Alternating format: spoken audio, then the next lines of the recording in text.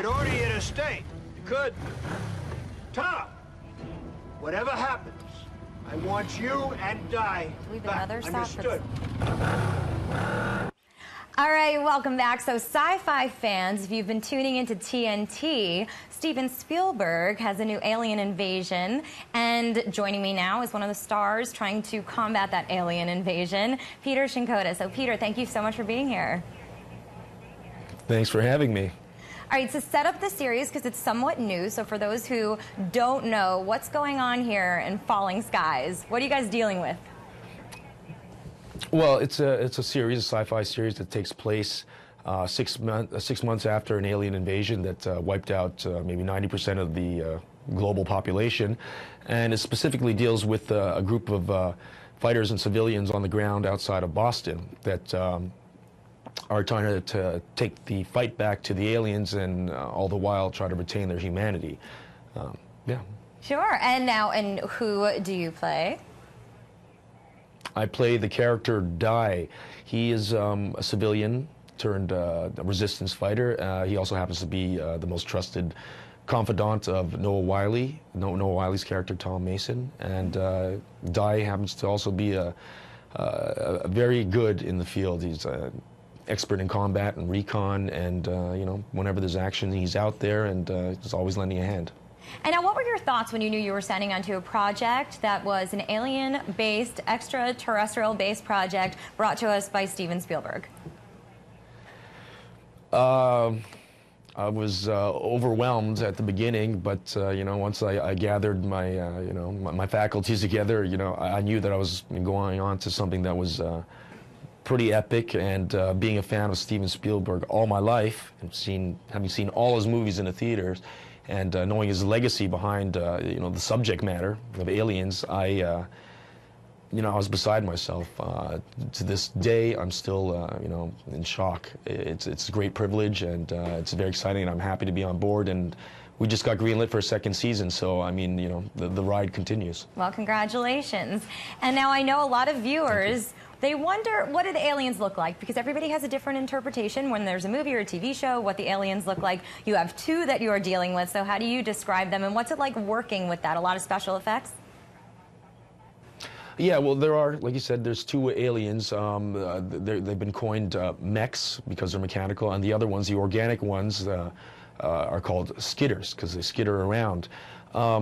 When we first went into production, we didn't know what the months of shooting looked like. Over the course of 4 or 5 months of shooting, there was many incarnations of it. We were pulled aside, and we were shown what they looked like at certain points, but it was always changing. But Steven Spielberg had a lot of hands-on say in the matter, and between him and TNT, and specifically this fellow named Ryan Church, they you know, they eventually came to the final look of it. But it took a while, and while we were shooting, we did use some green screen, but it was minimal. Most of the time, we're just acting with air. You know, the visual effects companies are so far advanced that they can just literally shoot anything and you know, put in something CGI'd, and it looks seamless. Yeah, and it definitely ups the challenge for you, which is good. I'm sure a lot of fun. Now, I want to ask you, have you found that you've developed a loyal fan base already? Shows like this, they can get a loyal audience really fast. So are people coming up to you with questions and comments already? They are. You know, steadily my Twitter is growing. I'm at Peter Shinkoda. You know, I'm getting a lot of Facebook requests.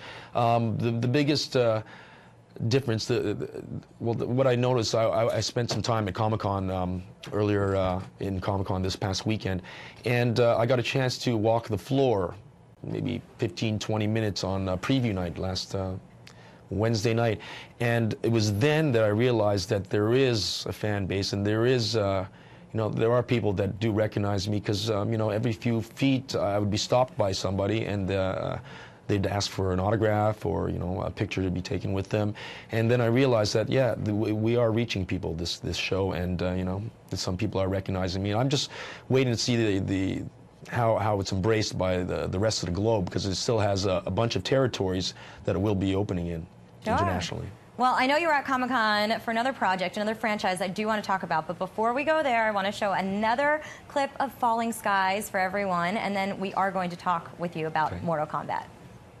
I could order you to stay. You could. Tom, whatever happens, I want you and Dai back. Understood?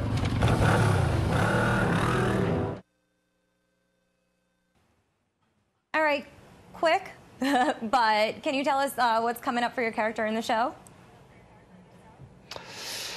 I really can't reveal. There's 3 episodes left, so a lot of things develop. I can admit to you that Dai will stay in the fight. There's a lot of action and epic stuff happening, huge twists, and I think a lot of people will be surprised. But what will be consistent is Dai's loyalty and his involvement in the resistance efforts. We'll keep an eye. And Mortal Kombat is coming up. So tell me about that. Mortal Kombat actually has been airing for the last few months, and the last episode in the web season actually was released yesterday. It was called Episode 9, Cyrax and Sector. So it is actually complete because it's out there live right now on YouTube, the Machinima channel on YouTube. So I did question a lot of the producers when I was at Comic-Con on the panel while I was there. And, they didn't reveal too much to me, but there is a future. They are going to go on to something else. I'm not sure if it's going to be a TV series, a second web season, possibly a feed, because it's broken, all kinds of internet viewership records. There is a future for it. Sure. But I can't specifically say what, because I would like to know. If you find out before me, please. All right, I'll do some research. All right, I have to let you go, but Peter, before I do, I know you had a busy weekend because you were also involved in this race, so tell me about that. It was very exciting. It was one of the best days of my life. I was selected to drive in the Kids Against Cancer Benefit Celebrity Grand Prix. It was a NASCAR race. Not to be confused with the Long Beach Grand Prix, but this was a NASCAR race. It was the second annual one. I got to race against a bunch of great people, including Jessica Holmes from KTLA, Mark Paul Gosselaar, Ricky Rackman, Bill Fichtner, a whole bunch of people. I can't. I'm misplacing their names, but I had a great time racing. A lot of people put a lot of effort, time, money, resources.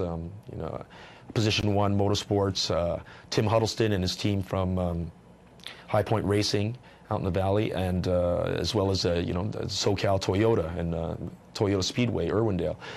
They put that together, and we raised a bunch of funds for the cause, and we had a great time doing it. Great. Well, thank you so much, Peter, for sharing, and good luck with all of your many projects and Falling Skies on TNT on Sunday nights. Thanks again. Thank you very much.